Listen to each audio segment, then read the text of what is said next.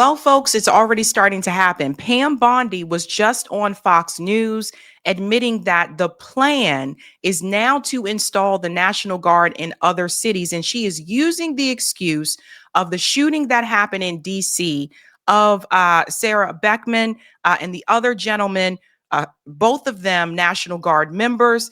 And she is saying that this is the reason why they are going to install more National Guard members throughout cities in the United States. This is exactly what I predicted would happen.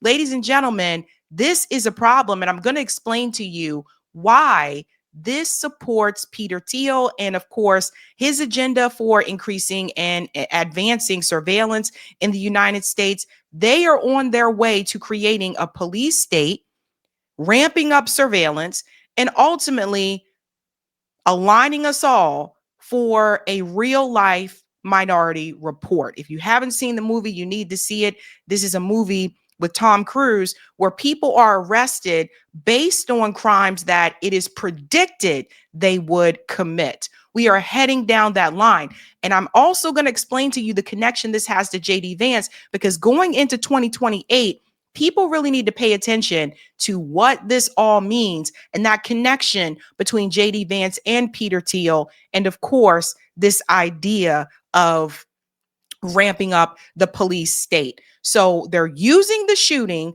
that happened in DC as an excuse and a reasoning for more National Guard presence throughout the United States. Again, like I said, guys, they are doing this all out in the open. Here she is on Fox News Sunday. Listen to this. The Washington Post reporting this: counterterrorism officials did vet the guard shooting suspect before he entered the U.S.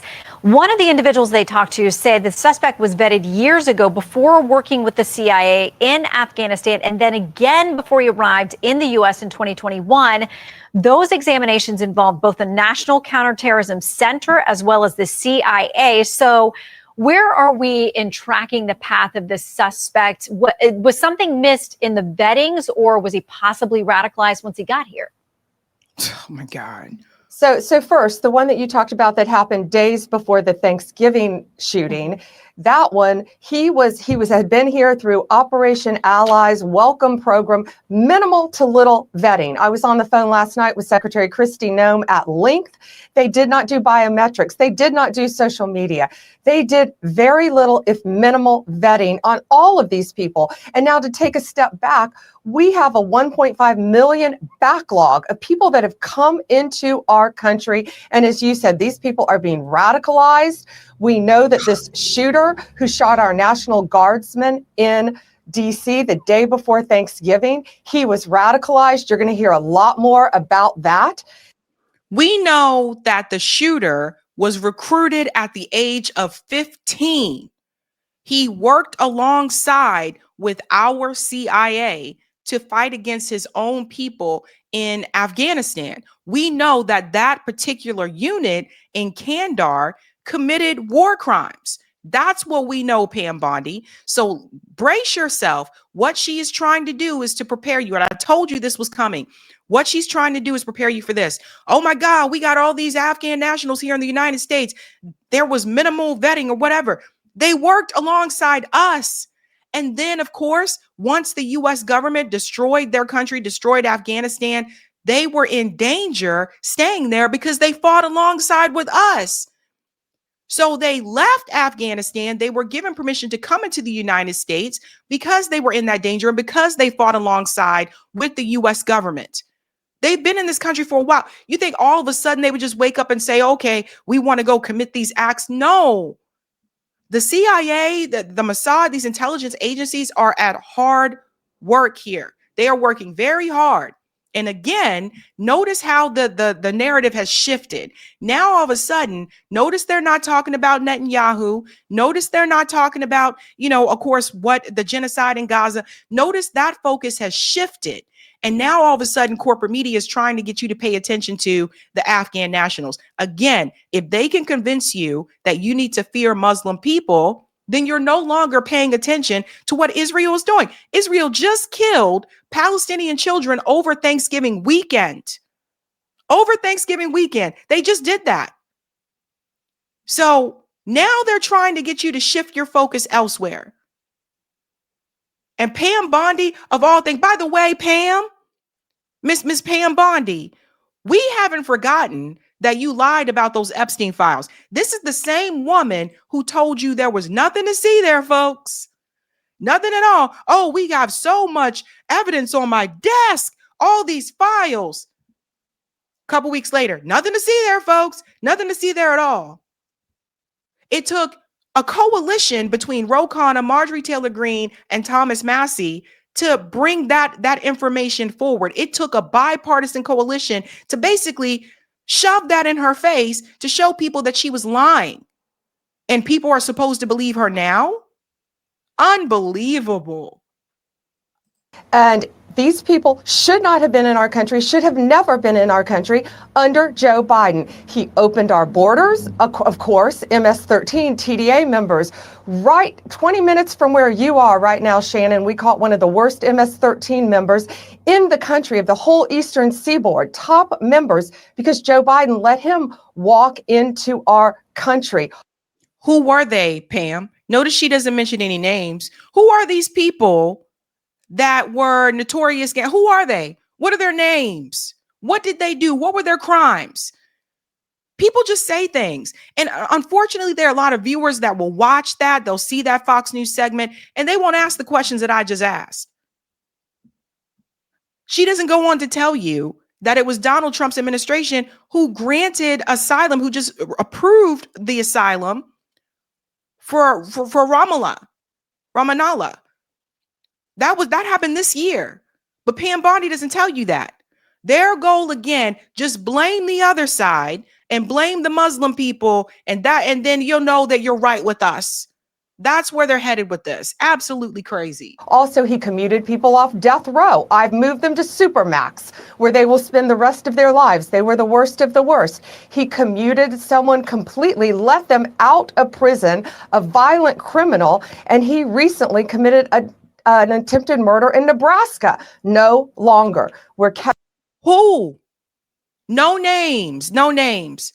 So Pam Bondi wants to pretend like she's tough on crime, right? But Pam Bondi didn't want to go after the people in these Epstein files. She's willing to give them a pass. So to deter you from the Epstein files, again, they want you to focus on everything else. Look at us. We're tough on crime. We're going after all these criminals. Not those guys who traffic young girls, though. Nothing to see there, folks.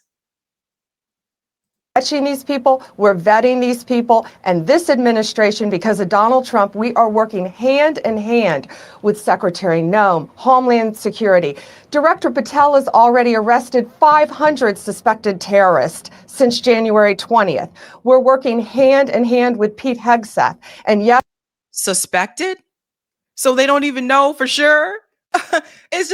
We're working with Pete Hegseth, the guy who right now is being investigated for war crimes.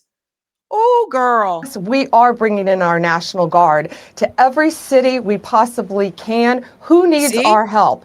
And that's a lot of them. We're tied up, as you know. And let me go back a little bit more here, because this is the part you guys need to pay attention to. And that's a lot of them. We're tied up, as you know, in a lot of court hearings right now. Hegseth. And yes, we are bringing in our National Guard to every city we possibly can. Who needs our help? And that's a lot of them. We're tied up, as you know, in a lot of court hearings right now. These young men and women in the Guard, they want to help our country. They want to be here. They are patriots, yet they will not be attacked by a radical Islamic terrorist who screams by reports, Ali Akbar, before shooting 2 of our Guard members and almost killing more. Yeah. Sarah Beckstrom, who recently died, she was one of the National Guard members that was shot. According to Sarah Beckstrom's boyfriend, she told him that they didn't need to be there because they weren't doing anything. So why does Pam Bondi need to send the National Guard into other cities? And this was the plan. I told you they would use that as a reason. See, oh no, we got radical Islam in this country. We have to go send the National Guard into other cities, and we will become a police state. People won't feel comfortable in their own cities. Imagine living that way. So it's all about radical Islam. Don't you pay attention to the genocide that happened in Gaza? Don't you pay attention to Israel stealing homes and killing people in the West Bank, the land theft, the home theft? Don't you pay attention to the words that are coming out of the Israeli ministry that they want to get rid of all the Palestinian people? Don't you pay attention to that? Don't you pay attention to all the kids who have been killed? Don't you pay attention to that? Don't you pay attention to the 2 Palestinian kids that were just killed over the weekend? Unarmed, slaughtered on camera. Don't pay attention to that. Pay attention to radical Islam. Notice how everything is right. You never hear anybody say radical Christianity. You don't hear them say radical Judaism. Everything is Islam is the problem. We're under attack. Oh no, radical Islam is coming after us. We got to send the National Guard into all of these cities. Poll numbers don't lie. Poll numbers still show that Israel has lost a lot of support here in the U.S. Historic numbers. Can you confirm that? Because I have heard that in at least one report that there was that exclamation. We've not confirmed that beyond the one report, but also you said we're going to hear more about terror connections and the background of this individual. When will we know more about those things? Can you confirm that? And will there be more charges? So it has been reported, that's why I said it that way, yes, that he did yell Ali Akbar before shooting at them. The fact that he was radicalized in this country, we are letting Secretary Noem handle that from Homeland Security. She is working on that. They have reports of that. This guy drove across the country, as we all know, from Washington State to execute our National Guard members. And, you know, I've been on the phone with Melody and Jason. Those are Andy Wolf's parents. These are wonderful people. They were at his bedside last night. They are at his bedside right now. They spent Thanksgiving at Andy's bedside. And Shannon, I just have to say this, we are a praying country, and we all have to pray for Andy's full recovery right now. He is a remarkable young man. He joined the Guard in 2019. His dad's a career police officer. He fought to keep our country safe, and now we have to pray to fight to get him back to 100% and do everything we can to support his family. I'm going to see his parents tonight. Wonderful people. And, you know, we lost Sarah. We lost Sarah to a terrorist attack in our country. That should not be happening in the United States of America. That's why Donald Trump closed our borders. That's why Donald Trump has cut off all of these people from coming into our country. We are going to protect Americans. Honey, if a script wasn't more obvious, right? So she read that script, didn't she? Notice what she said again, drove all the way across the country. Again, they keep using that phrase. They used it earlier this year when the pro-Palestinian protester allegedly shot those the two pro-Israel, that couple in DC, drove all the way across the country. Keep using that phrasing. That's important. Ali Akbar, by the way, means God is greater. They never tell you what it means. Pay attention to those types of things. No, man, this is some wildness. Well, we owe a debt of gratitude to Andy, to Sarah, and to all of these young men and women who are out there in uniform patrolling the streets. You mentioned this being tied up in legal battles. A D.C. federal judge has put that on hold, or said that the president went too far in using National Guards here in D.C. We know the Supreme Court, we're waiting on a ruling from them about use of National Guard in Illinois. So we're going to continue to track those cases. But before you go, I want to ask you about something that developed overnight. We heard that top Democrat, top Republican on the House Armed Services Committee are going to join what is happening in the Senate, a bipartisan call for more information on what's happening with these strikes off Venezuela, off the coast there. We built up. Then they get into the Venezuela piece, which I covered in a different video. But it's so obvious what is happening here, folks. Now, I want to show you something else, because check this out. Shout out to the last American vagabond, because they brought something to my attention. Everybody needs to wake up. Donald Trump has advocated for taking guns away from American citizens in 2018 and now 2025 without due process. And for those constitutionally challenged, the whole point of due process is that it's given before the action. Take their guns first, due process later. Why is this important? What they are trying to do is they are trying to, in my opinion, I think they're trying to create mass chaos.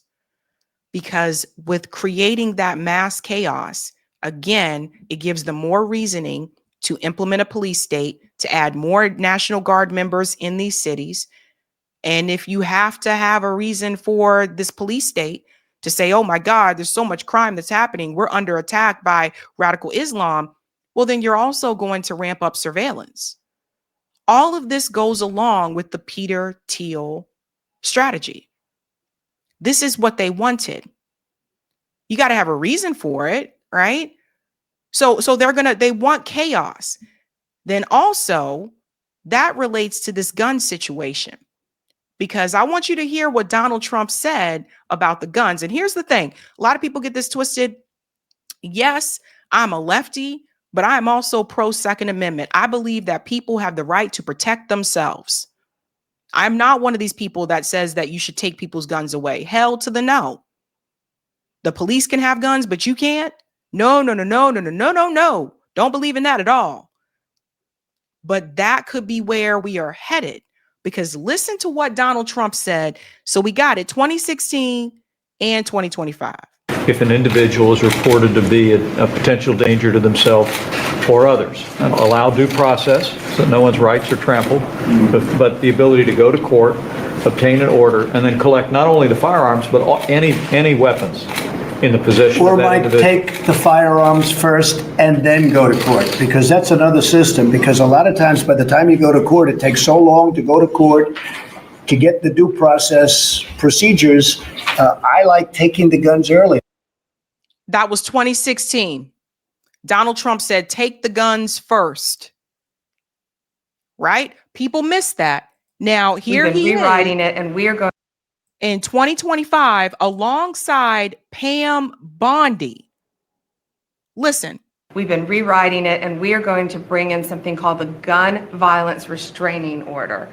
So if someone is civilly committed typically you can hold them for up to 72 hours, but people are getting out within 24 hours, the majority of them. So what we want to do is let law enforcement come in and take the guns. Good. They're a danger to themselves. Which you can't or do right others. now. Well, because without being adjudicated. So because they're a danger to themselves. You want them to take the guns and when they are not go through 6 months of legal trials and everything. Exactly. else. But we also have to give the mentally ill the due process in which they deserve, President. So what we're doing is they're going to be able to take the guns when they're taken into custody or into the hospital. And then when they're released within 24 hours or 72 hours later, typically it's 24 hours, but law enforcement will have 72 hours to determine whether they should give those guns back, or they can go to a judge and say, Your Honor, please keep these guns. We feel this person is still a danger to himself or others.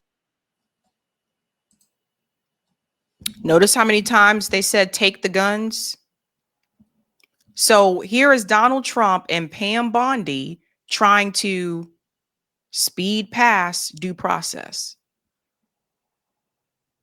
Why are they so obsessed with trying to take the guns? What's coming? Isn't this something that the right used to get on the Democratic Party for doing? And somehow Donald Trump approves of this, and that was completely missed by Trump supporters. Now to this J.D. Vance, Peter Thiel part. This part is important. A year ago, I interviewed Whitney Webb about this particular subject. It was before the presidential election, right before the presidential election. I had this conversation with her. And she tried to warn people what J.D. Vance was really about. And people need to listen to this, because I'm telling you, everything that you're seeing now, increase in the National Guard, as you said, she said we're under attack by radical Islam. I'm trying to tell you guys, And they're going to sell it in such a way that we are doing this to protect you. This is for your protection. That's how they're going to sell it to the public. You think they're just going to surveil people that are Muslim? No, they're going to be looking at everybody. So there goes your right to privacy. This was the warning that came from Whitney Webb. So, I mean, JD Vance, as we know him today, wouldn't really exist without Peter Thiel. Peter Thiel started his venture capital career, bringing him on to Mithril Capital, which is one of these VC firms that Peter Thiel has created, and then also financed his entire political campaign. Well, not entirely, but made the biggest donation to a Senate campaign in U.S. history to JD Vance to get him elected to the Senate.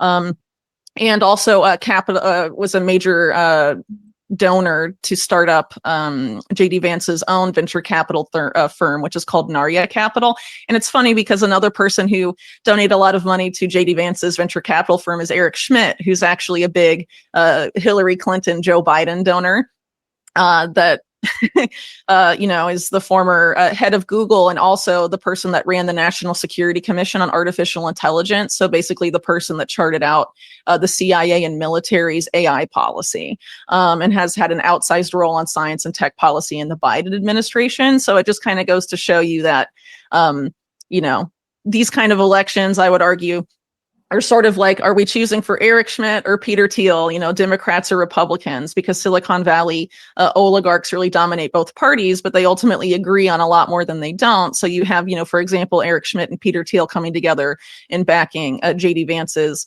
own VC firm, but they're also together on the steering committee of the Bilderberg Conference, which is sort of this closed door conference of elites that's quite controversial. And even more secretive than things like the World Economic Forum's annual meeting and things like that. At least that's filmed and the public can watch it. Bilderberg is not quite that. But you'll have top intelligence figures, top government officials, and top people from, the corporate sector coming together to essentially collude about their agendas for the world going forward. So again, Peter Thiel and Eric Schmidt tend to agree on a lot more than they don't.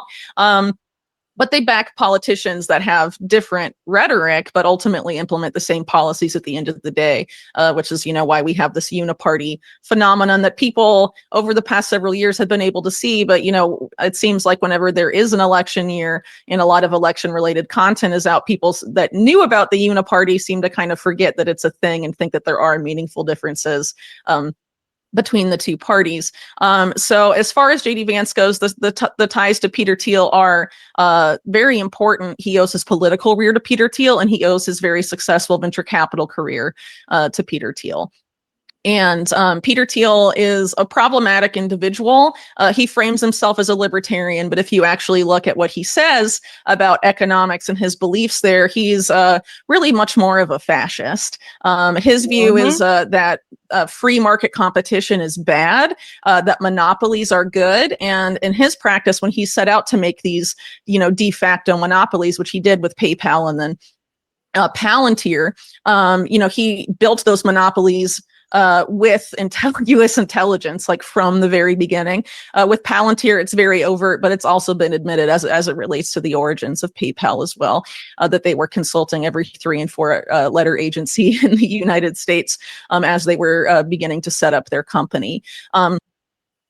So that's Peter Thiel, very much, embedded in the intel agencies, pro Silicon Valley, AI, surveillance. That's Peter Thiel. And that's who created JD Vance. So going into 2028, everybody needs to remember this. What is happening right now with Pam Bondi, the Trump administration, they are preparing, they're already laying out the framework for what it is to come with that. They're laying it out. It's happening right in front of our faces, ladies and gentlemen. We cannot ignore it. And I don't know about you, but I appreciate having a right to privacy, don't you? Like, I don't know about you guys, but this whole thing to me is very suspect. So pay attention. I try to tell people this is why they keep focusing on, there's an increase in crime, violent crime, when the data doesn't show that. This is why they're trying to use this radical Islam as another reason to go along with We need more officers. We need more officers on the streets. We need more National Guard members in these cities. They are going to try to create a state of chaos, and they will use that as a reason to invade our privacy, increase surveillance, and yes, according to Trump's own words himself, they will also take your guns. So, well, folks, what do you have here? Whitney is right to call it a uniparty. She's 100% correct about that. The way that we fight back against a uniparty system is obviously voting outside of those parties, but also building dual power within our communities. Now is the time that you need to be engaging with your community. Now is the time. If you don't know your neighbor, get to know your neighbor. Now is the time that you need to be organizing with people within your community, because at some point in another, it's going to come to a time when we are all we got. Because the billionaires, the military industrial complex, they don't give a damn about us. They don't care. They are there to accomplish a agenda that honestly, they will try to force us to participate in. Everyone pay attention. Everyone, please, please, please wake up. Hey guys, this was a Sabby clip. If you like what you saw, hit that like button and subscribe.